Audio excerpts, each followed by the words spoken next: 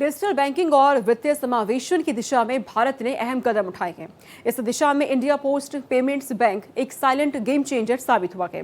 1 सितंबर 2018 को भारत पोस्ट ने इस बैंक की स्थापना की, जिसका उद्देश्य आम जनता, विशेषकर ग्रामीण भारत में सस्ती और सुलभ बैंकिंग सुविधाएं पहुंचाना है। आज आईपीपीबी का नेटवर्क पूरे भारत में 1,65,000 डाकघरों तक फैल चुका है।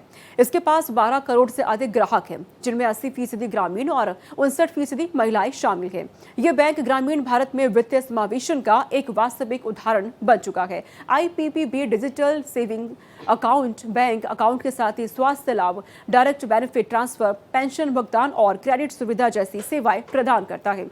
इसके अलावा क्रॉस बॉर्डर रेमिटेंस, आधार एनबिल्ड पेमेंट सर्विसेज और वर्चुअल डेबिट कार्ड जैसी सुविधाएं भी शामिल की गई हैं। ग्राहकों की अलग अलग जरूरतों को ध्यान में रखते हुए बैंक ने देश के विभिन्न क्षेत्रों में 13 भाषाओं में सेवाएं उपलब्ध करवाई है, जिससे लाखों ग्रामीण ग्राहकों को सुविधा मिल रही है।